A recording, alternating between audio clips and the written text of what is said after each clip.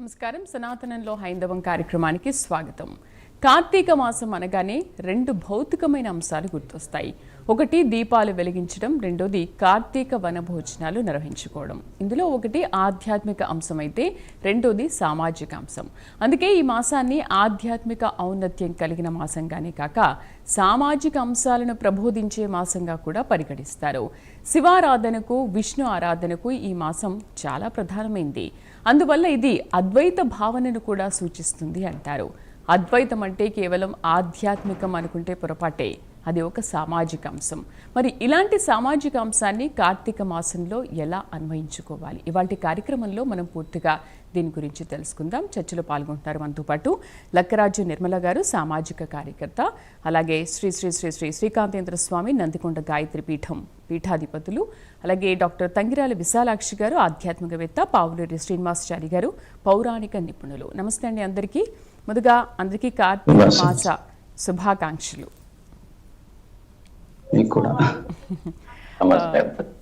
శ్రీకాంతేంద్ర స్వామి గారు నమస్తే అండి. స్వామీజీ, ముందుగా అసలు కార్తీక మాసంలో శివుడికి విష్ణువుకి ఎందుకు అంత ప్రీతి పాత్రమైంది? ఈ కార్తీక మాసానికి ఉన్న విశిష్టత ఏంటనేది ఒకసారి మీ మాటల్లో తెలియజేస్తారా? శివాయ విష్ణు రూపాయ శివరూపాయ విష్ణువే నమో వై బ్రహ్మనిదే వాసిష్ఠాయ నమో నమః. కార్తీక మాస శుభాకాంక్షలు ప్రైమ్ 9 న్యూస్ ద్వారా అందరికీ. ముఖ్యంగా మనము జరుపుకునే పండుగల్లో ఒక్కొక్క పండుగ ఒక్కొక్క విశేషాన్ని కలిగి ఉంటుంది. దాంట్లో మనకి సామాజికంగా అందరూ కూడా ఉన్నత స్థితిలో ఆరోగ్యంగా ఆర్థికంగా ఉండటం కోసం జరుపుకునేటటువంటి పండుగల్లో ముఖ్యమైనటువంటిది ఈ యొక్క కార్తీక మాసంలో వచ్చేటటువంటి పండుగలు. ఇందులో ముఖ్యంగా వనభోజనాలు మనము చెప్పుకోవచ్చు. ఈ కార్తీక మాసం శివకేశవులకు చాలా ప్రాముఖ్యత పొందినటువంటి మాసం అండి ఇది. ఇందులో కార్తీక మాసం చాలా గొప్పనైన ఫలితాలు ఇస్తుంది. అంటే అక్కడ ఉండేటువంటి ఆ మాసంలో ఉండేటటువంటి వాతావరణం కావచ్చు, లేకపోతే అక్కడ ఉండేటటువంటి ఆ నెల పవిత్రత కావచ్చు, ఇవన్నీ కూడా మన పౌరాణికాల ద్వారా మనము ఆచరిస్తూ వస్తూ ఉన్నాము. అవి ఆచరించడం ద్వారా కూడా మనకు సత్ఫలితాలు వస్తూ ఉన్నాయి. కాబట్టి ఇప్పటికి ప్రజలు విశ్వాసంగా ఉన్నారు.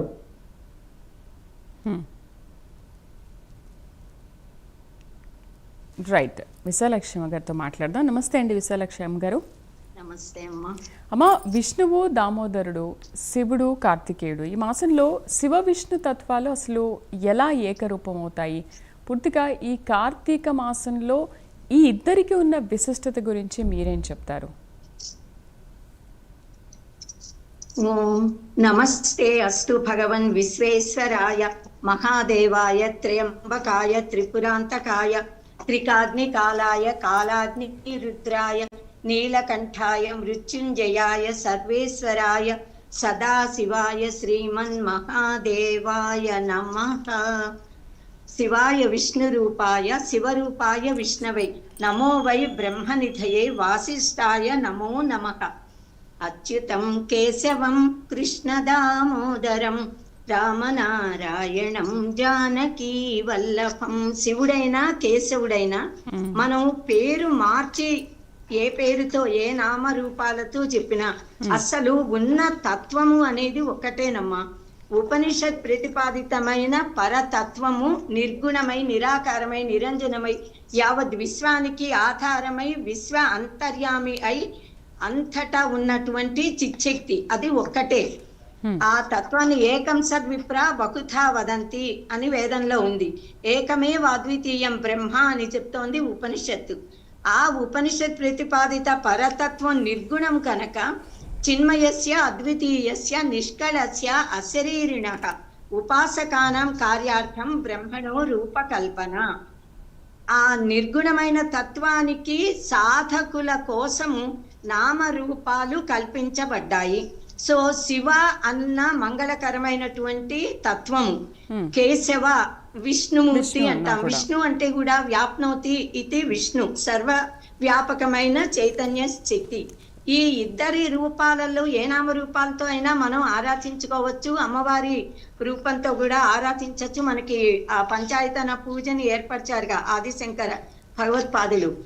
మనం ఎవరిని ఆరాధించినా ఈ కార్తీక మాసానికి ఎందుకు శివకేశవులు ఇద్దరికి ప్రాముఖ్యత ఉంది అనంటే, ఈ అసలు అన్ని పురాణాలలో శివ పురాణం, స్కంద పురాణం, చాలా వాటిల్లో కార్తీక మాసం అంటేనే శివ ప్రీతికరం, ఈశ్వరుడికి అత్యంత ప్రియమైనది. అవును, ఈశ్వరుడు అంటే సర్వవ్యాపక చైతన్యమే, సర్వులకి కూడా సుఖాన్ని మంగళాన్ని కూర్చే ఒక తత్వం. ఆ తత్వాన్ని ఆరాధించడం వల్ల దాన్ని మనం శివలింగ రూపంలో, అది అలింగలింగ రూపాయ రూపాతీతాయ వై నమః, ఆ శివలింగం అన్నది రూపం ఉంది లేదు. తర్వాత మనం పంచముఖ శివునిగా, ఆ చంద్రశేఖరుడిగా, నామరూపాలతో కూడా మహేశ్వరుడు, సదాశివుడు, పార్వతి వల్లభుడు ఇలా కూడా ఆరాధిస్తాము. కార్తీక మాసం అంటేనే శివుడికి చాలా ఇష్టమైనది అన్నది మనకు తెలుసు కదా, పురాణాల్లో ఉపనిషత్తులో అంతటా చెప్పారు గనక. మరి కేశవుడికి ఎందుకు ఇష్టము అని అంటే, విష్ణుమూర్తి కూడా మనకి ఉత్థాన ఏకాదశి, శయన ఏకాదశి ఆషాఢ మాసంలో విష్ణుమూర్తి యోగ నిద్రలోకి వెళ్ళిపోయాడని చెప్తారు. మళ్ళీ 4 నెలల తరువాత ఆయన నిద్ర లేచేది ఈ కార్తీక మాసంలోనే. కనుక ఈ కార్తీక మాసంలో ఉత్థాన శయన ఏకాదశి, ఉత్థాన ఏకాదశిగా విష్ణుమూర్తిట యోగ నిద్రలో ఉండి యావత్ విశ్వాన్ని రక్షిస్తూ, ఈ కార్తీక శుద్ధ ఏకాదశి నాడు నిద్ర నుంచి మేల్కొంటాట. ఆ సమయంలో 3,000,000 దేవతల శక్తి ఆ సాక్షాత్తు విష్ణు రూపంలో, విష్ణుమూర్తిలో మనకి భక్తులందరికీ కూడా ఆవిష్కరింపబడుతుంది. కనుక మనకి శివుడికి చాలా ఇష్టమే, కేశవుడికి కూడా చాలా ఇష్టం. మనం కార్తీక దామోదరం ఆవాహయామి అంటూ దీపాలను వెలిగించి కార్తీక దామోదరుడిని ఆవాహన చేస్తున్నాము. అంటే శివకేశవులు ఇద్దరిని కూడా ఆ దీపములోకి ఆవాహన చేస్తున్నాము. అంటే దీపమే పరబ్రహ్మ, దీపమే శివుడు, దీపమే శక్తి, దీపమే విష్ణుమూర్తి, దీపమే శక్తి అమ్మవారు, దీపమే కుమారస్వామి. షడాయతన పూజలో మనకి కుమారస్వామిని దీప జ్యోతిలోనే చూస్తుంటాము. కనుక మహావిష్ణువు పాలకడల్లో ఆదిశేషుడి మీద ఆషాఢ శుద్ధ ఏకాదశి నాడు యోగ నిద్రకు ఉపక్రమించి కార్తీక శుద్ధ ఏకాదశి నాడు మేల్కొంటాడు. కనుక ఈ ఉత్థాన ఏకాదశి అనేది ఈ కార్తీక మాసంలోనే వచ్చింది. శివకేశవులు ఇద్దరికి సమానమైన ప్రాముఖ్యత కలిగినటువంటి దినం.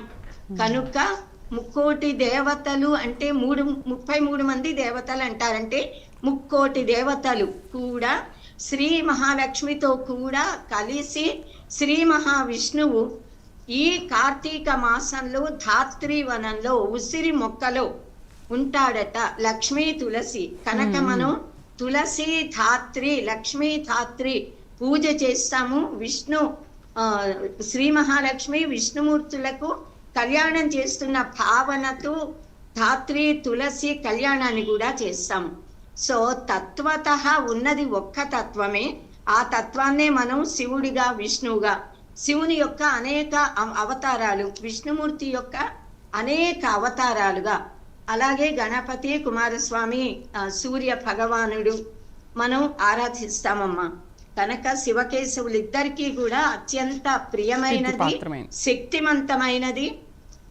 ఈ కార్తీక మాసము అన్ని మాసాలు విశిష్టమైనవైనా 4 మాసాలు చాలా గొప్పవంటారు. అందులో కార్తీక మాసం ఒకటి. సో కార్తీక మాసంలోట సాక్షాత్తుగా శ్రీమన్నారాయణుని శక్తి, ఆ విష్ణుమూర్తి జలాలలో, నదీ జలాలలో, విశేషంగా తటాక జలాలలో అంతటా కూడా ఆయన ఉంటాట. అందుకే స్నానము అన్నది.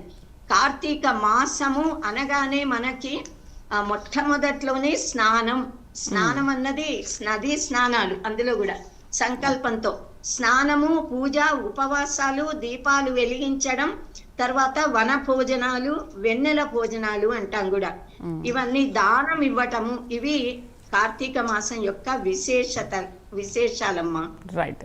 శ్రీనివాస్ గారు నమస్తే అండి. శ్రీనివాస్ గారు హలో, నమస్తే అండి, వినిపిస్తుందా? శ్రీనివాస్ గారు, మరి శివుడు విష్ణువు ఇద్దరు ఒకటే అనుకున్నప్పుడు ముందుగా ఈ అడ్డనామాలు నిలువు నామాలు అని చెబుతూ ఉంటారు కదా, అసలు ఈ అడ్డనామాలు నిలువు నామాలు అనేవి వేటిని సూచిస్తాయి? ఈ ఇద్దరు ఒకటైనప్పుడు ఈ నామాలు ఎందుకు వేరుగా ఉన్నాయి? ఏం విశ్లేషిస్తారు దీని గురించి? ఒక చిన్న ఇదమ్మా, ఆచార్య శంకరో నామ పృష్ఠపుత్రో నా సంశయ విప్రకుల గృహదీక్ష విశ్వకర్మంతో బ్రాహ్మణ అని చెప్పనని జగద్గురు శంకరాచార్యుల వారు తనను తాను పరిచయం చేసుకుంటూ చెప్పిన పద్యం అది. ఓకే, దాన్ని ఒక్క నిమిషం, వర్ణ వ్యవస్థ నుంచి కుల వ్యవస్థగా మారిపోయి ఒకరినొకరు తనొకరు శైవులు షణ్మతాలుగా ఉన్న శైవం, వైష్ణవం, శాక్తయం, కౌమారం, సౌరం, గణపత్యం వీళ్ళలో ఒకరినొకరు తన్నుకుంటున్నప్పుడు వాళ్ళందరినీ ఉద్యోగించి వాళ్ళకి సమాధానపరిచి ఇచ్చేసిన వారు సర్వజగత్ సృష్టికర్త వేదపేత విరాట్ పురుషుడైన విశ్వకర్మ యొక్క సంతానం, మూడో సంతానమైన పరశుబ్రహ్మ వారసుడే జగద్గురు ఆది శంకరాచార్య వారు. ఈ వర్ణ వ్యవస్థను కాసేపు పక్కన అది కుల వ్యవస్థగా మారినప్పుడు వాళ్ళందరినీ ఏకం చేసి వచ్చింది. అప్పుడు చెప్పింది జగత్ ప్రసిద్ధిగాంచిన మనీషా పంచకం. శైవులు వైష్ణవులు అనేది ఎప్పటికీ ఒకటి కాదు. శైవులే పెద్ద. విశ్వకర్మ విరాట్ పురుషుడు ఈ సంతానంలో మొదటివాడు రుద్రుడు, ఆ రుద్రుడే శివుడు. ఆ తర్వాత రెండవ సంతానం మైబ్రహ్మగా పేరుగాంచిన విష్ణువు. మైబ్రహ్మ నుంచే విష్ణువు వస్తాడు. వాళ్ళిద్దరు ఎప్పటికీ కాదు. వీళ్ళిద్దరూ ఒకప్పుడు అన్ని వాళ్ళిళ్ళు తన్నుకున్నారు, అది ఒకరినొకడు ధ్వంసం చేసుకున్నారు. ఆ ధ్వంసాన్ని ఆపేసేసి ఆరుగురిని షణ్మతాన్ని ఏకం చేసిన వాడు జగద్గురు ఆది శంకరాచార్య వారు. చరిత్ర లోతుల్లోకి వెళ్ళి చూస్తే సోమనాథ్ దేవాలయాన్ని వైష్ణవులు ఒకసారి ధ్వంసం చేశారు, అహోబిళ్ళను కూడా ఒకసారి ధ్వంసం చేశారు. అయితే వీటినన్నిటినీ రూపుమాపి వాళ్ళందరినీ ఒక్కడిగా చేసి అంతా ఒకటేరా, మనం కనుక సక్రమంగా లేకపోతే హైందవ మతం కొనారు వెళ్ళిపోతుంది. అప్పటికే బౌద్ధం దెబ్బకి కొనారు వెళ్ళిపోయింది హైందవ మతం, బౌద్ధ జైనాల దెబ్బకి. వాళ్ళందరినీ ఏకం చేసి ఒక తాటి కిందకి నిలబెట్టిన వారు జగద్గురు ఆది శంకరాచార్య వారు, ఆయన విశ్వకర్మ వంశస్థుడు. ఇకపోతే కార్తీక మాసం గురించి ఒక 2 ముక్కల్లో చెప్పాలంటే, యుగానికి సంబంధించి ఏదైనా భోగాలు కావాలనుకుంటే విష్ణుమూర్తి జోలికి వెళ్తారు, విష్ణుమూర్తిని పూజిస్తారు. పరానికి సంబంధించి కావాలనుకుంటే రుద్రుణ్ణి, అదే శివుణ్ణి పూజిస్తారు. రెండవది నదీ స్నానాలు చేసేది, ఎందుకంటే మొట్టమొదటి లేవగానే ఆ టైంలో బ్రహ్మముహూర్తం, సహజంగా బ్రహ్మముహూర్తంలోనే చేస్తారు. ఒక రకమైన జీవశక్తి ఆ నదుల్లో పారుతూ ఉంటుంది. ఆ నది నీళ్ళతో పాటు వచ్చే జీవశక్తిని ఇచ్చేసుకుంటారు. రెండవది కార్తీక మాసం ఆ ప్రాంతంలో సహజంగా సూర్యుడు తులారాశిలో ఉంటాడు. అది తనకు నీచ రాశి. సూర్యుడికి, నవగ్రహాల్లో ఒకడైన సూర్యుడికి, ఆ సూర్యుడు అనేవాడు ఆత్మకారకుడు.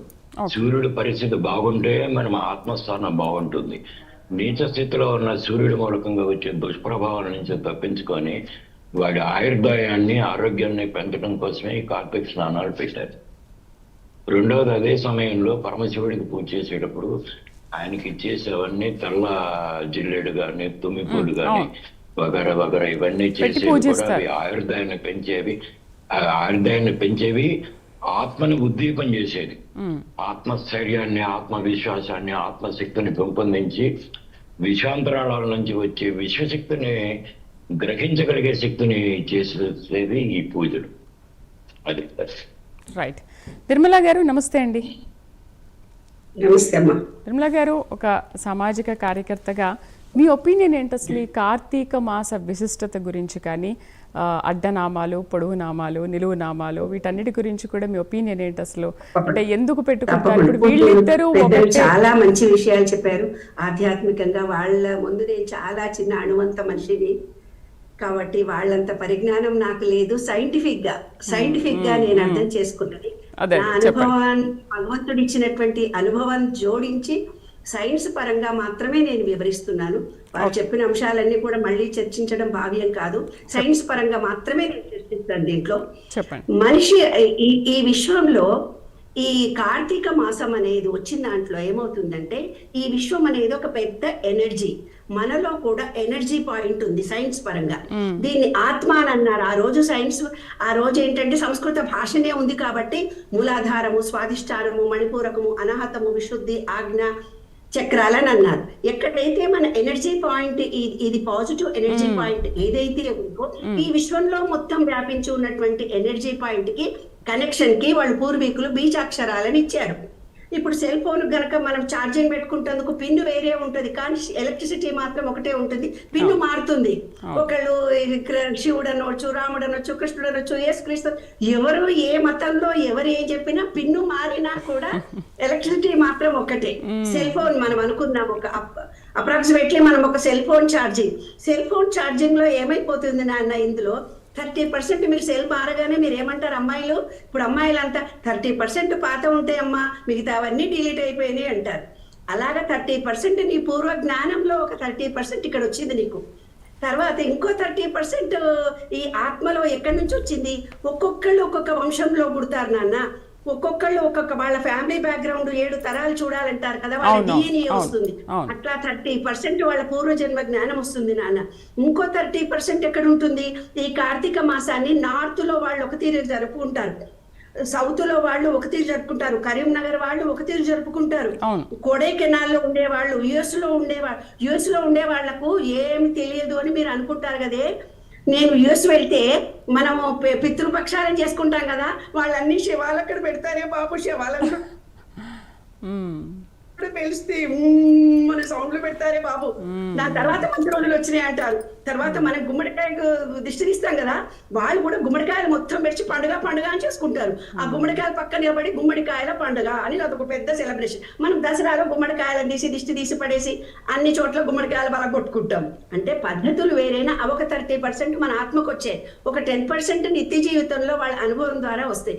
ఈ విశ్వంలో ఉండే ఎనర్జీని మన ఎనర్జీకి కలపడానికి మన పూర్వీకులు చాలా గొప్ప విషయాన్ని చేశారు. ఆ గొప్ప వ్యక్తిత్వం ఏమిటిదంటే ఓం అనే బీజాక్షరం. ఈ విశ్వం నుంచి వస్తున్న ఎనర్జీని మన ఎనర్జీ లెవెల్స్ స్వీకరించడానికి ఓం నమ శివాయ అనే బీజాక్షరాన్ని మనకి ఇచ్చారు. నా అంటే పెద్దవాళ్ళందరికీ తెలుసు మూలాధారము, మా శి వా యా. ఓం నమ శివాయ అనేది మన శరీరంలో ఉంది. అయితే త్రిగుణాత్మకమైనటువంటి 3 భావాలను పూర్వీకులు చాలా ఇంటెలిజెన్స్ గా ఇచ్చారు. ఏంటంటే బొట్టు కింద ఉన్న భాగం బ్రహ్మ అన్నారు, బొట్టు నుంచి ఇక్కడ దాకా గొంతు దాకా ఉండేదాన్ని విష్ణువు అన్నారు, ఈ గొంతు నుంచి పై దాకా ఉండేదాన్ని శివ అని అన్నారు. శివ అని 3 నామాలు ఇచ్చారు అడ్డంగా. అంటే ఏమిటిది, ఈ సృష్టిని చెయ్యడము వినాశనం చేయడము శివుడు అని పేరు పెట్టారు నాన్న. ఎప్పుడైతే గాలిని మనం పూర్తిగా పీల్చుకుంటున్నారో దాన్ని విష్ణువు అని చూపించారు. వాళ్ళు ఒక చమత్కారం చేశారు. ఇప్పుడు మనం క్లాస్ రూమ్ లో ప్లేవే మెథడ్ చెప్పి పిల్లలకు పాఠాలు చెప్తాం కదా, బంగారు తల్లి, నేను టీచర్లు కాబట్టి చెప్తున్నా. ఇప్పుడు ప్లేవే మెథడ్ చాలా గొప్ప మెథడ్. వాళ్ళు ప్రతిదీ చిన్నగా ఎగ్జాంపుల్స్ చెప్తాం కదా, అట్లా విష్ణుమూర్తి పడుకున్నట్టుగా చూపించి అమ్మవారిని పక్కన కూర్చుని పెట్టడం చూపించారు. అంటే ఏమిటి, ఈ విశ్వం అంతా వ్యాపించి ఉన్న గాలిలో నీటి ఆవిరుంది. మనం నీటి ఆవిరి లేకపోతే అమ్మా ఇవాళ ఎంత అన్ఈజీగా ఉంది అని అనుకుంటాం కదా బంగారు. అందుకని పూర్వీకులు ఏం చేశారంటే లక్ష్మీదేవిని అక్కడే ఇచ్చారు. లక్ష్మీదేవిని చిన్న బొమ్మగా ఆయన కాళ్ళ దగ్గర కూర్చుని పెట్టడం జరిగింది. అంటే ఈ విశ్వమంతా వ్యాపించి ఉన్న గాలిలో నీటి ఆవిరి ఉంది. ఆమెనే శుక్ర కణాలు, శుక్రుడు అని పేరు పెట్టారు అనమాట, అమ్మవారు అని పేరు పెట్టారు తల్లి. అయితే ఏంటి, అన్ని మాసాలలో కార్తీక మాసంలో ఎనర్జీ లెవెల్స్ అంటే చంద్రకాంతి ఈ విశ్వం నుంచి ఎనర్జీ చాలా ఎక్కువ వస్తుంది.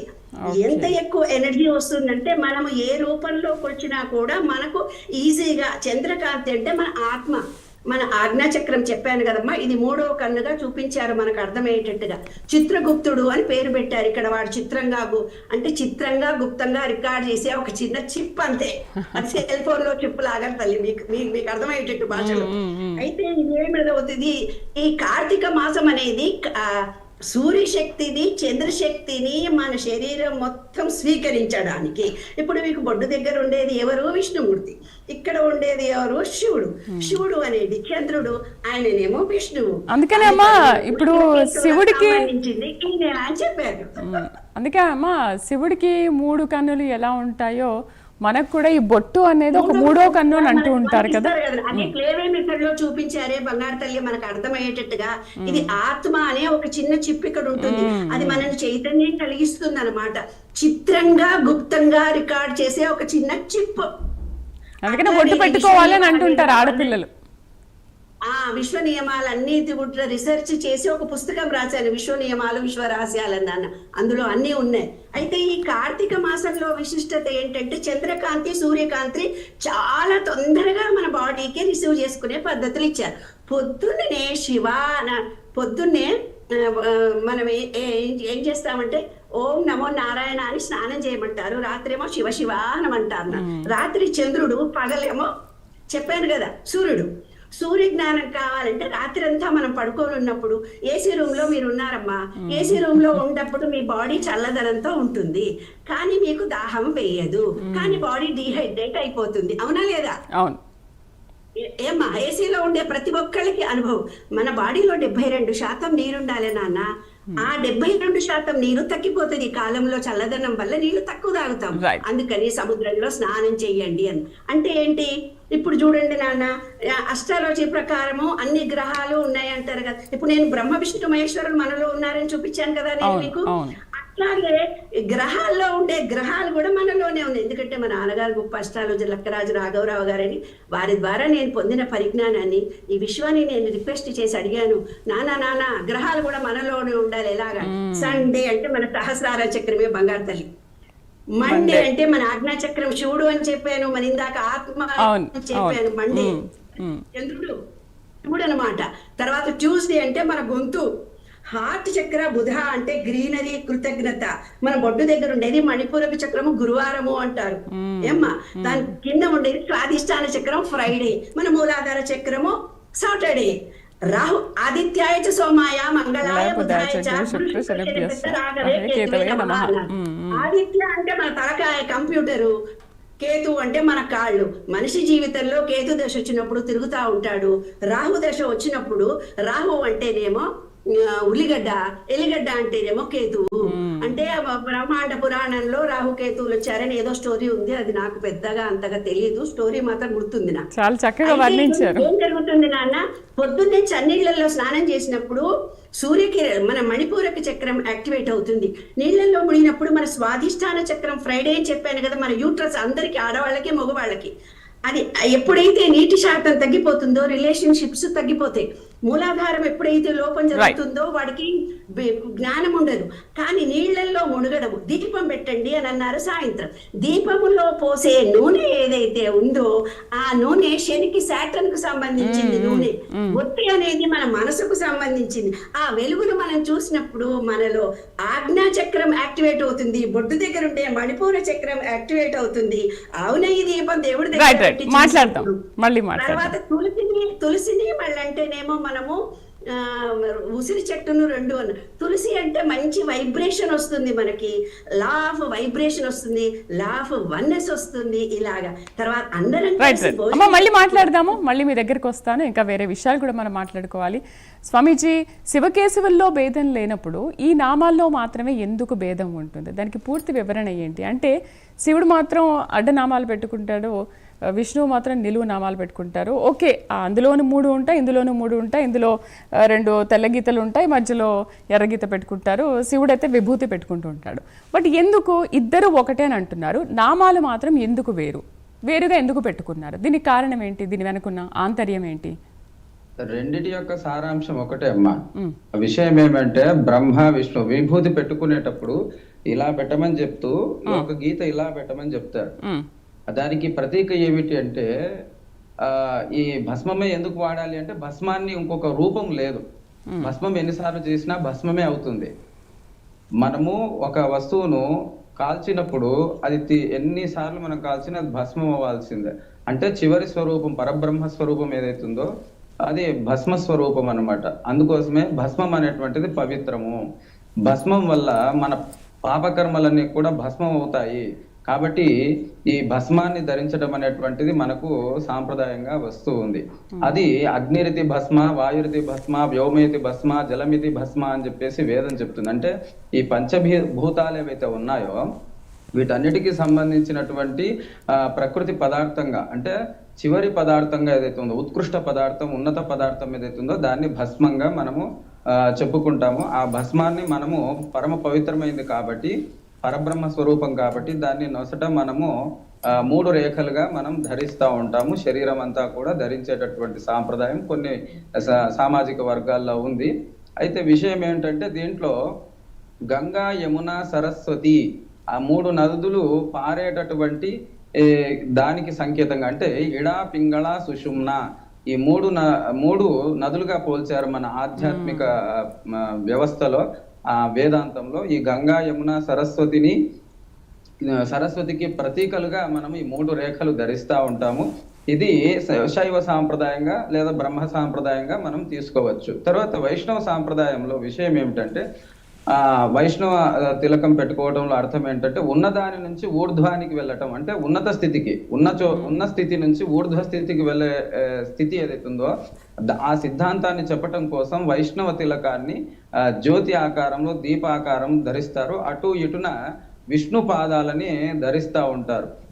ఇది వైష్ణవ సిద్ధాంతం. దాంట్లో కూడా ఇటు అటు ఉండేటటువంటి 2 పాదాలు ఇడా, పింగళ కారణమైతే సంకేతాలైతే మధ్యలో ఉండేటటువంటి బ్రహ్మనాడి ఏదైతే ఉందో అది సుషుమ్న నాడి, దానికి ఎరుపు తిలకాన్ని, తిరునామాన్ని ధరిస్తూ ఉంటారు. ఇది రెండిట్లో ఉండేటటువంటి అంతరార్థం ఒకటి. అంటే ఇడా, పింగళ ఆధ్యాత్మిక సంకేతం ఏదైతే ఉన్నదో దానికి ఇది వాడుతూ ఉంటారు. దానికి ప్రతీకలుగా వాళ్ళు శంకరాచార్య స్వాములు కావచ్చు, అంతకుముందు ఉండేటటువంటి కాళహస్తీంద్ర స్వాముల వారు కావచ్చు, తర్వాత మధ్వాచార్యులు కావచ్చు, తర్వాత రామానుజాచార్యులు కావచ్చు, గౌడపాదాచార్యులు కావచ్చు, వీళ్ళందరూ కూడా ఆయా సిద్ధాంతాలు, అంటే అది అంతరంగికంగా ఉండేటటువంటి విషయాన్ని వాళ్ళు చెప్పటం కోసము వాళ్ళు బయట ఈ యొక్క పుండ్రధారణ, ఊర్ధ్వ పుండ్రము, తర్వాత తిరియక్ పుండ్రము, ఈ 2 పుండ్రధారణ విధాలను మనకి సూచించారు. అవే ఆగమాలలో నిక్షిప్తం చేశారు. ఇవన్నీ కూడా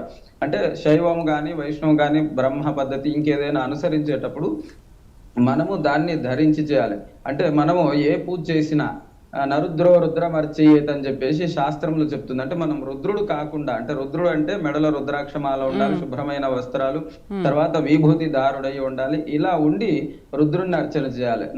విష్ణుమర్చేయత్, విష్ణువు కాకుండా అంటే ఊర్ధ్వ పుండ్ర ధారణ చేయకుండా, తులసిమాల చేయకుండా, పీతాంబరాలు కట్టుకోకుండా సాలగ్రామ అర్చన చేయకూడదు.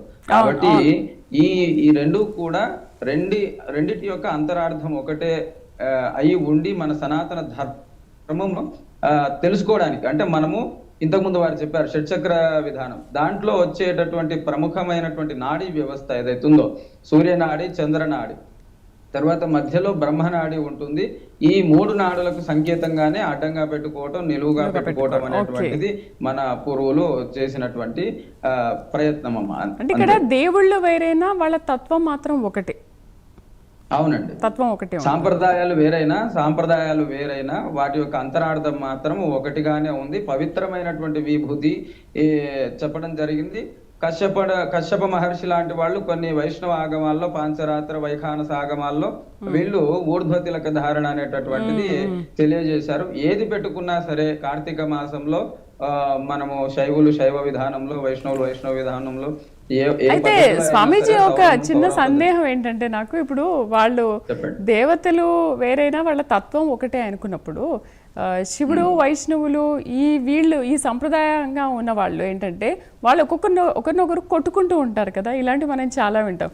మీరు వైష్ణవులు, మేము శివభక్తులం అని చెప్పేసి, మీరు నిలువునామాలు, మేము అడ్డనామాలు అని చెప్పేసి వాళ్ళల్లో వాళ్ళు ఎందుకు కొట్టుకుంటారు? ఇక్కడ దేవుళ్ళు ఒకటే, వాళ్ళ తత్వం ఒకటే అయినప్పుడు వీళ్ళు మాత్రం ఎందుకు వేరు చూస్తారు? ఇక్కడ విశేషం ఏంటంటే అమ్మా, అంతరార్థం గ్రహించలేనటువంటి అజ్ఞానులు ఎవరైతే ఉన్నారో వాళ్ళు కలహాలకు కాలు దూవుతూ ఉంటారు.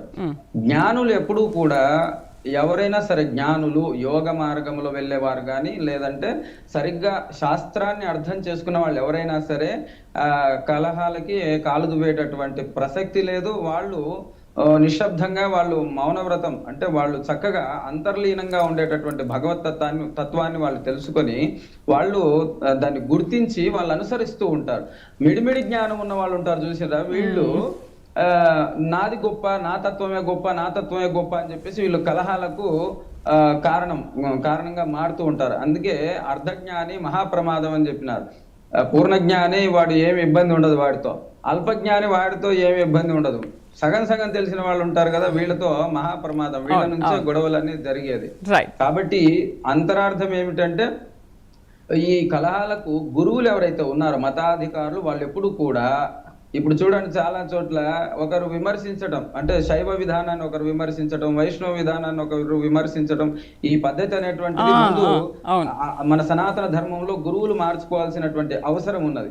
వాళ్ళు ఎప్పుడైతే అందుకోసమే శంకరాచార్యులు పంచాయతన పూజ అనేటువంటిది పూర్వకాలంలో కల్పించి మరి ఇది స్థాపించారు. ఇప్పటికీ కూడా పంచాయతనం అనేటువంటిది పూజ జరుగుతుంది, పంచాయతన దేవాలయాలు ఏర్పడ్డాయి. దాన్ని మనం గ్రహించి మనం శివుడు విష్ణువు, శివతత్వం విష్ణుతత్వం అంతా ఒకటే అని మనం గ్రహించాలి. కానీ చాలా ఒక సామెత ఉందండి, విష్ణువాలయం పక్కన శివాలయంలో అలా పడి ఉన్నారు దీనంగా ఉంటే. అంటే వైష్ణవులు ఏం చేస్తారంటే శివాలయానికి పెద్దగా గుర్తించేటటువంటి పరిస్థితి లేకుండా పోతాం. కాబట్టి అట్లాంటివి ఉండకూడదు. శివుడు లింగం చూసారనుకోండి, లియతే గమ్యతే ఇది లింగ. లింగము అంటే దేని యందు సృష్టి బయటికి వచ్చిందో, దేని నుంచి సృష్టి లోపలికి పోతుందో అది లింగము అని చెప్పేసి చెప్పినారు ఆగమ శాస్త్రంలో. ఆ లింగంలోనే కింద ఉండేటటువంటిది విష్ణుతత్వము, మధ్యలో ఉండేటటువంటిది బ్రహ్మతత్వము, మీద ఉండేటటువంటిది రుద్రతత్వం. ఈ మూడు లింగం. ఆ విషయం తెలుసుకున్నటువంటి వాళ్ళు ఎప్పుడు కూడా ఈ విధమైనటువంటి ప్రగల్భాలు గాని కయ్యానికి కాలు దూవడం గాని చేయరు. కానీ అర్ధజ్ఞానులు ఇంతకు ముందు చెప్పుకున్నాం కదా, ఆ విధంగా అర్ధజ్ఞానులు ఎవరైతే ఉంటారో వాళ్ళ వల్ల సమస్య వచ్చేటువంటి ప్రమాదం ఉన్నదని నేను తెలియజేస్తున్నాను. ఓకే అమ్మా విశాలక్షమ్మ గారు, మనం శివుణ్ణి కాలుడు అని కూడా అంటుంటాము. ఇప్పుడు ఆ 3 నామాలు ధరిస్తే కూడా అది భూత భవిష్యత్ వర్తమాన కాలాలని కూడా నిర్దేశిస్తుంది. దానికి ఒక పేరు, ఒక నామంగా కూడా మనం పరిగణిస్తూ ఉంటాము. అయితే ఎందుకు ఇప్పుడు శివభక్తులు విభూతి ధరించాలి, విష్ణు భక్తులు నిలువు నామాలు పెట్టుకోవాలంటే వాళ్ళు ఇది పెట్టుకోవద్దు, వీళ్ళు అది పెట్టుకోవద్దా? అలా ఏమైనా ఉంటుందా? అలా ఏమీ ఓన్లీ శివభక్తులు మాత్రమే విభూతిని ధరించాలి, శివభక్తులు నిలువు నామాలు పెట్టుకోకూడదా? అలా అస్సలు ఏమీ లేదమ్మా. ఇందాక స్వామీజీ చెప్పారే, అజ్ఞః సుఖమారాచ్య సుఖతరమారాచ్యతే విశేషజ్ఞ జ్ఞానలవ దుర్విదగ్ధం నరం బ్రహ్మాపి నరం న రంజయతి. తెలిసి తెలియని అమాయకత్వం, మూర్ఖత్వము, జడత్వము, దాని వల్ల మాత్రమే మనం 11వ 12వ శతాబ్దాలకి వెళితే అప్పుడు శైవులు వైష్ణవులు ఎంత వీర శైవము వీర వైష్ణవు, నా శివుడే గొప్ప, నా విష్ణువే గొప్ప అని శివుణ్ణి పూజించకపోతే వాళ్ళని శైవులు వైష్ణవులని హింసించడం, ఎక్కువగా వైష్ణవులు శైవులని హింసించిన ఘట్టాలు కావ్యాలు ఎక్కువ ఉన్నాయి. ఇంకా విష్ణువులు శివ పేరు ఎత్తి చాలా కథలు కూడా ఉన్నాయి, ఎంతమంది భక్తుల చరిత్రలో ఉన్నాయి. ఒక రాజు పరమ వైష్ణవుడు అన్నమాట, విష్ణు భక్తుడు. లోకంలో అందరూ విష్ణు ఆరాధనే చేయాలి, శివలింగాన్ని పూజ చేయకూడదు. అయితే ఒక భక్తుడు తాను ఆ శివుడిని ఉపాలంబన నిందిస్తున్నట్లుగా ఆ ఈశ్వరుడి మీద రాళ్ళు వేస్తాడు. కానీ ఆ నామాలన్నీ హృదయంలో మనస్సులో భక్తి, శివుడి మీద పొంగుతున్న భక్తిని ఆ రాజుగారు శిక్షిస్తారనే భయంతో రాజకింకర్లు భటులు చూస్తూ ఉంటే రాళ్ళు విసురుతూ శివుడా నువ్వు ఇలాంటి వాడిగా అలాంటి వాడి అంటే అవన్నీ కూడా పుష్పాలుగా పరమేశ్వరుడి పాద పద్మాల మీద పడ్డాయంటే హృదయంలో ఉన్న భక్తే ముఖ్యము. మనకి ఆ తావుభవు నరకం యాతవు యావచంద్ర దివాకరం అని చెప్పారు. శివకేశవుల మధ్య భేదాన్ని చూస్తే ఆ చేసిన పూజ ఫలించదు. శివుడు అయితే ఎందుకు వచ్చాయంటే అనేక నామరూపాలతో పూజించుకునే ఆ స్వేచ్ఛ మానవులకి ఇచ్చారు.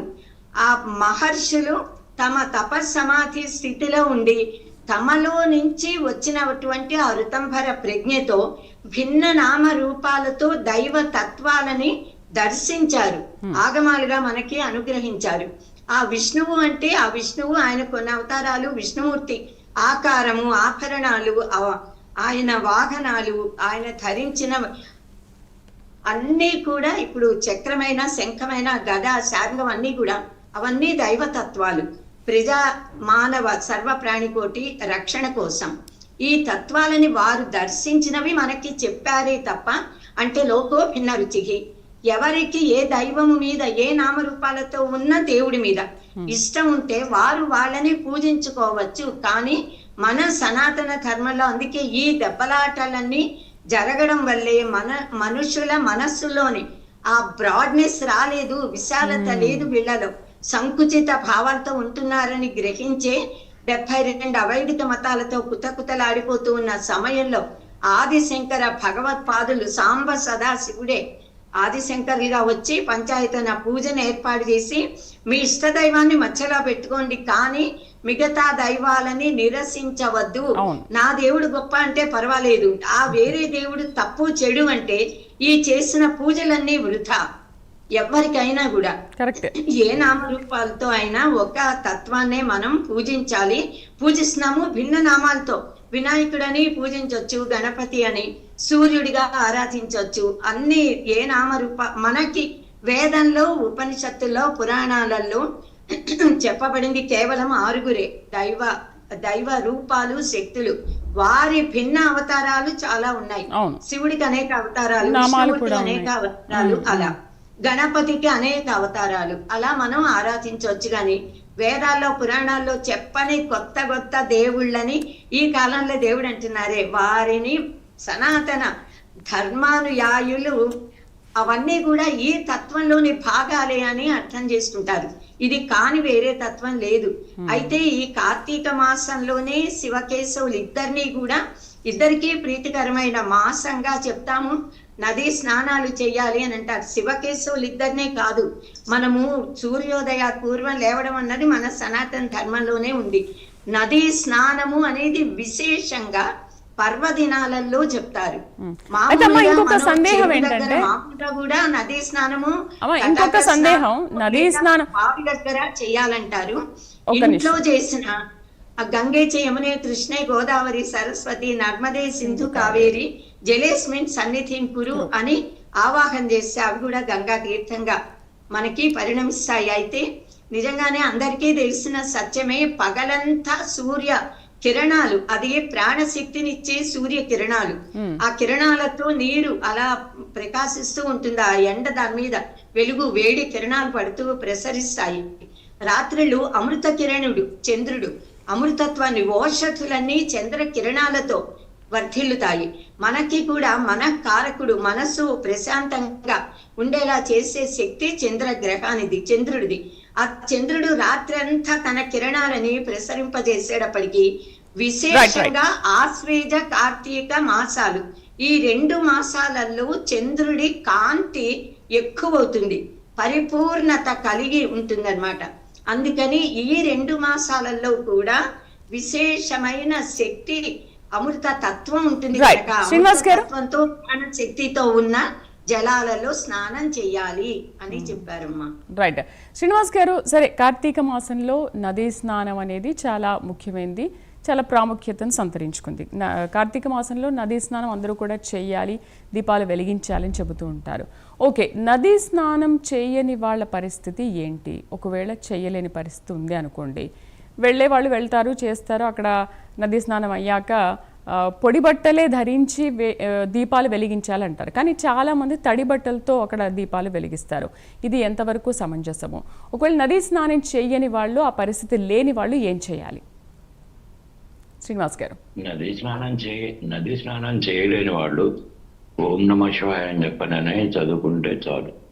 ఇక్కడ ఒక రకంగా చెప్పాలంటే ఆచార్య జగద్గురు ఆదిశంకరాచార్యుల వారే చెబుతారు, జటిలో మండి లుంచితుకేశ్వర అని చెప్పండి ఒక పద్యం, ఒకటి శ్లోకం.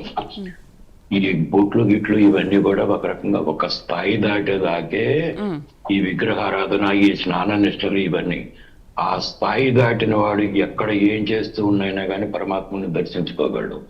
స్నానం చేయటం అనేది ఒక రకంగా చెప్పాలంటే సామాన్యుడికి ఒక స్థాయి చేరుకునే వాళ్ళకే. ఆ స్థాయి చేరుకున్న తర్వాత వాడికి ఈ విగ్రహారాధన, ఈ స్నానాలు కూడా అక్కర్లేదు. యోగులు 2 రకాలు ఉంటారు, బహుదుకులు, కుటీచకులు అని చెప్పనని. ఆ కుటీచకుడు అనేవాడు ఈ తీర్థయాత్రలు ఇవన్నీ చేసేసి ఒక స్థాయి చేరుకున్న తర్వాత అతనికి వీటితో పని లేదు. అయితే సామాన్యులు మాత్రం ఎందుకు చేస్తారో, చెయ్యాలని నియమం పెట్టారంటే ముందు వాళ్ళకి శరీరంలో ఉన్న అనారోగ్యాలు కానీ ఇవి కానీ పోతాయి. రెండోది ఆత్మశక్తి అనేది పెరుగుతుంది. ఆ ఆ నదీ పెరగటం స్నానం వల్ల. కోసం ఈ నియమాలు ఇవన్నీ పెట్టారు. ఓకే. అది ఒకవేళ చేయలేదనుకోండి, వాళ్ళ ఆరోగ్య స్థితిని బట్టి, వాళ్ళ ఆట నిధిని బట్టి ఇది చేసుకుంటారు. ఇకపోతే ఇంకొక చిన్న ఇది చెబుతున్నా. ఇందాక అది అడ్డబొట్టు నిలబొట్టు అనేది కాసేపు పక్కన పెడితే, విరాట్ పురుషుడు సర్వజగ సృష్టికర్త వేదపిత అయిన విశ్వకర్మ మొదటి సంతానం మనుబ్రహ్మ. ఆయనే రుద్రుడు. ఆయన డ్యూటీ ఏంటి?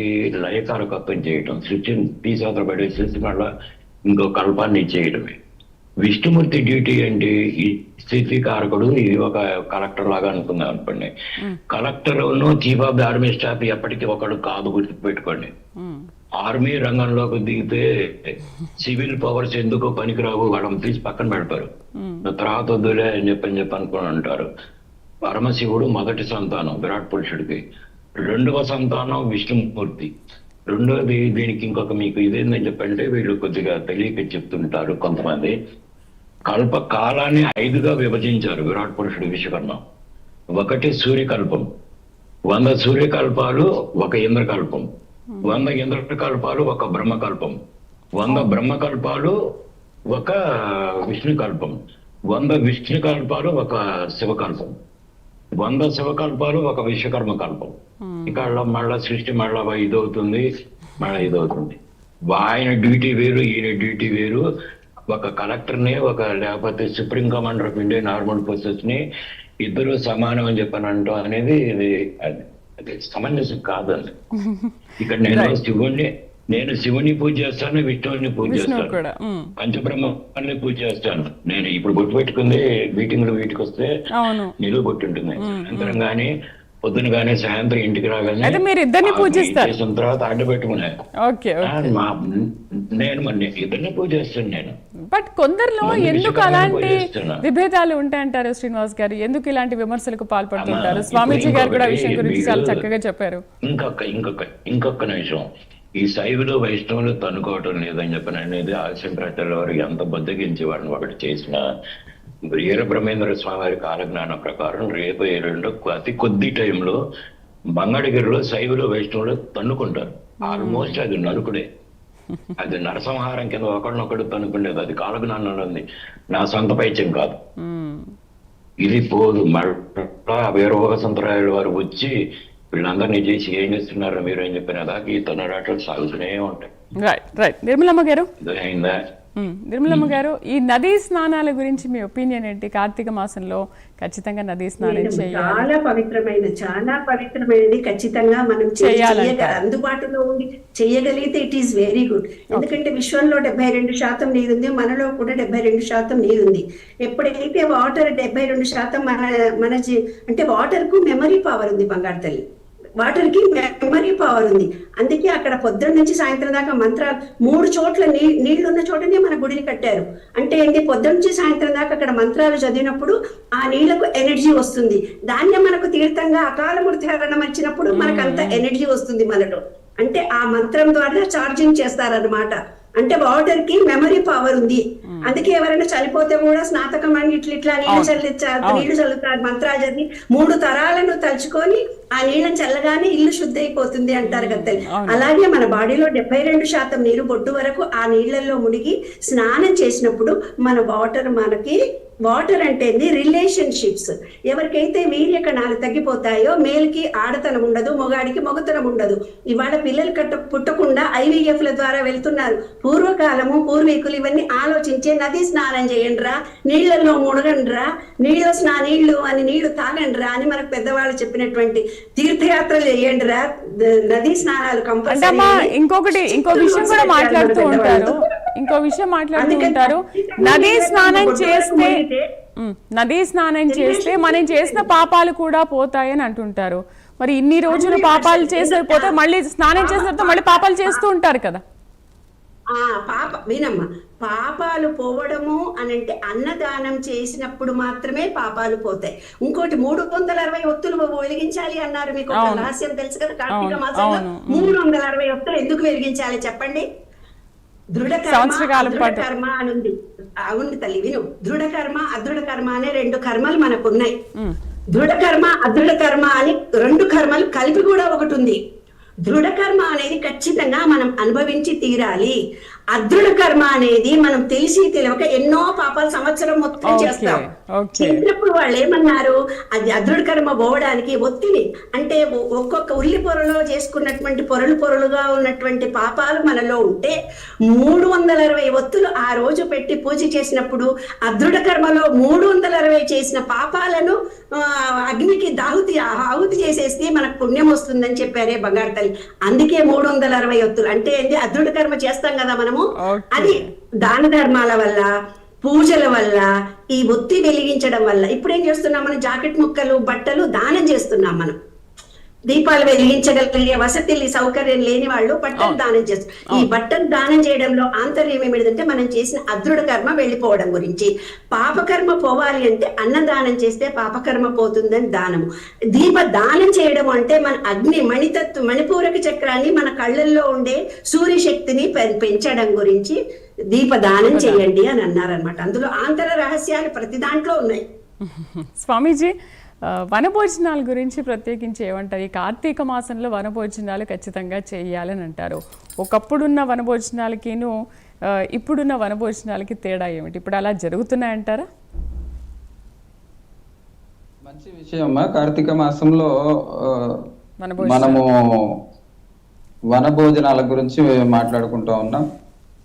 కార్తీక మాసంలో వనభోజనం చేయమని మన కార్తీక పురాణం చెప్తా ఉంది. ఈ కార్తీక పురాణంలో పూర్వకాలంలో ఒక కథ ఉంది. ఆ కథ ప్రకారము మనము కార్తీక వనభోజనం అనేటువంటి చేయాలి. అది ఒక ఉసిరి చెట్టు కింద వెళ్ళి మనము విష్ణుశాల గ్రామం తీసుకెళ్లి లేదా విష్ణు పూజ అక్కడ చేసి ఆ విష్ణు శాలగ్రామ తీర్థం తీసుకొని మనము ఆ యొక్క కార్తీక వనభోజనం అనేటువంటి సామూహికంగా వనభోజనం అనేటువంటి చేయాలి. ఇంకా దీంట్లో విశేషం ఏమిటంటే కార్తీక వనభోజనంలో ముఖ్యంగా ఉసిరి చెట్టు కింద చెప్పారు. ఉసిరి చెట్టు వాయువు పీల్చిన, ఉసిరి కాయ తిన్నా మనకి ఆరోగ్యంగా ఉంటాము అని చెప్పేసి ఆయుర్వేద శాస్త్రం చెప్తుంది. ఉసిరి నవయవనాన్ని కల్పిస్తుంది అని చెప్పేసి మనకు ఆయుర్వేద శాస్త్రం చెప్తుంది.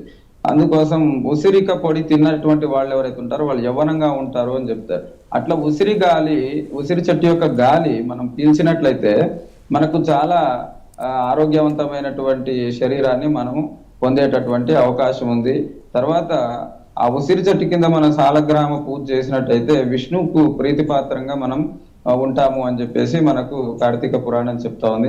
కాబట్టి ప్రతి ఒక్క సామాజిక వర్గం వాళ్ళు ఈ కార్తీక పౌరాణిక కథను అనుసరించి మన సనాతన హైందవ ధర్మంలో ప్రతి ఒక్కరు కూడా వనభోజనం అనేటువంటి తప్పకుండా చేయాలి. వారి వారి సామాజిక వర్గాలను అనుసరించి వాళ్ళందరూ కూడా చేస్తూ ఉంటారు. కొందరు వారి వారి కుటుంబాలను అనుసరించి కూడా కొంతమంది సామూహికంగా వెళ్ళి సంఘాల పరంగా కావచ్చు, కౌటుంబికంగా కావచ్చు, వాళ్ళు ఈ యొక్క వనభోజనం అనేటువంటిది చేస్తూ ఉంటారు. ఏ విధంగా చేసినా మనకు ఆరోగ్యాన్ని, తర్వాత శక్తిని, మానసిక ఉత్తేజాన్ని కలిగించేదే ఈ కార్తీక వనభోజనం. కాబట్టి మనము ఖచ్చితంగా అందరూ చేయాలి. పూర్వకాలానికి ఈ కాలానికి ఏమిటి తేడా అంటే, పూర్వకాలంలో కార్తీక మాసం వచ్చేసరికి అందరూ కూడా ఖచ్చితంగా శాస్త్రములో ఏదైతే చెప్పారో దాన్ని ఖచ్చితంగా తూచా తప్పకుండా ఆచరించేటువంటి సాంప్రదాయం పూర్వకాలంలో ఉండేది. ఇంత మీడియా టెక్నాలజీ అంతా అప్పట్లో లేదు.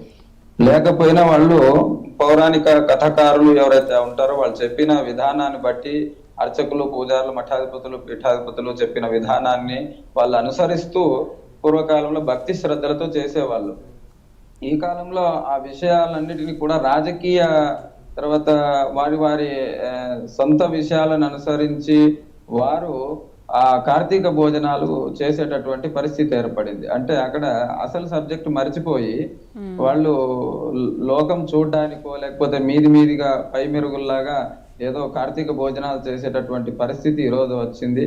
కాబట్టి ఇలాంటి దౌర్భాగ్య స్థితి మన సనాతన ధర్మంలో ఉండకూడదని నేను కోరుకుంటున్నాను. ముఖ్యంగా కార్తీక వనభోజనాలు అనేటువంటిది ఎందుకు చేస్తాము, ఎలా చేయాలి, చేస్తే ఏమి లాభం, ఇవన్నీ తెలుసుకొని చేయాల్సినటువంటి అవసరత మన సనాతన వైదిక ధర్మంలో ఉంది. కాబట్టి ప్రతి ఒక్కరు కూడా కార్తీక వనభోజనాలు చేయాలి, సాంప్రదాయబద్ధంగా వనభోజనాలు చేస్తారని చెప్పేసి నేను ఆశిస్తా ఉన్నాను. రైట్. విశాలక్షమ్మ గారు, నదీ స్నానం ప్రాముఖ్యత, కార్తీక వనభోజనాలు ఎందుకు చేయాలి, ఒకవేళ చేయకపోతే ఏమవుతుంది, చేస్తే ఏమొస్తుంది? అంటే చేస్తే ఆరోగ్యం వస్తుంది, మానసిక ప్రశాంతత కలుగుతుంది, శారీరకమైన, మానసికమైన, సాంఘికమైన, ఆధ్యాత్మికమైన ఎదుగుదల మీకు కలుగుతుంది అని అనుభవంతో మహర్షులు చెప్పినప్పుడు పెద్దవారి మాట చద్ది అన్నపు మూట మనం పాటిస్తే ఆ లాభాన్ని పొందుతాము. నేను అనుభవంతో తప్ప నేను దాన్ని నాకది సైంటిఫిక్ గా మీరు నిరూపిస్తే నా కళ్ళకి కనిపిస్తేనే వింటాను చేస్తాను అంటే మూర్ఖత్వం, అజ్ఞానం. వాళ్ళని ప్రయత్నం చేసుకోమనాలి.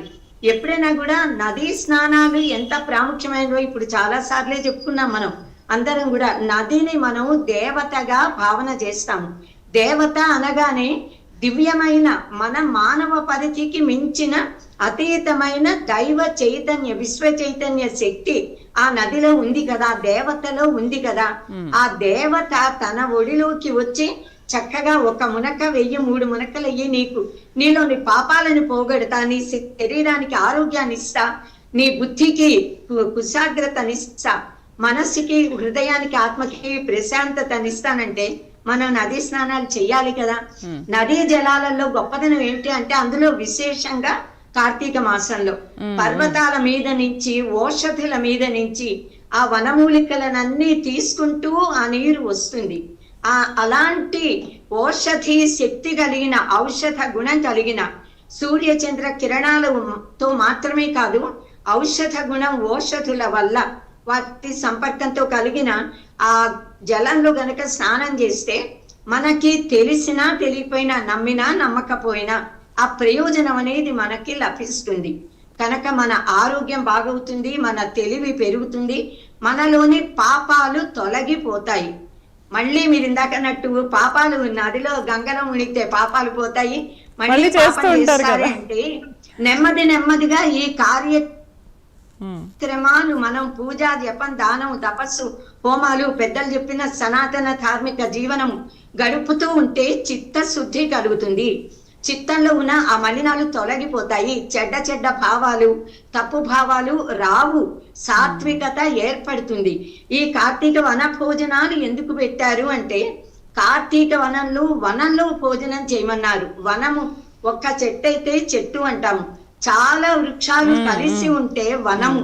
ఆ వనంలో ఎప్పుడు కూడా చక్కగా నెమళ్ళు, లేళ్ళు, కుందేళ్ళు ఇలాంటివే ఉంటాయి తప్ప క్రూర మృగాలు ఉండవు.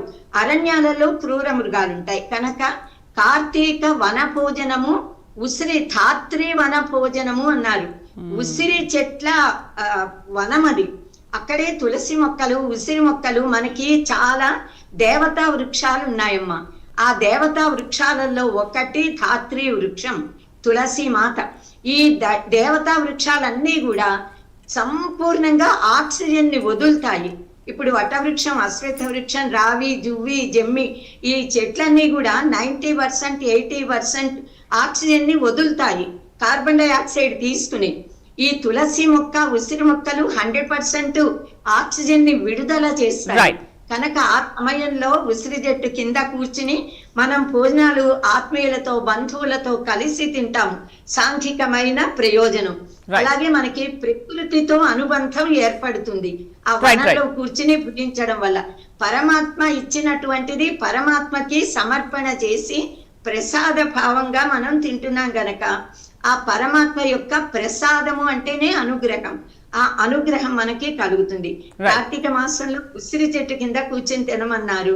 ఉసిరి చెట్లు ఉన్న వనంలో చేసి నైవేద్యాన్ని పెట్టి ఆ ప్రసాదాన్ని తినాలి. ఎన్నో ప్రయోజనాలు ఉన్నాయి వన భోజనము అనేది. ఆనందంగా, ఆత్మీయంగా. సరే, ఇప్పుడు ఉసిరి చెట్టు వెతుక్కోలేం కదా. ఓకే నిర్మలా గారు, ఒక 1 minute లో మనం ముగిద్దాము.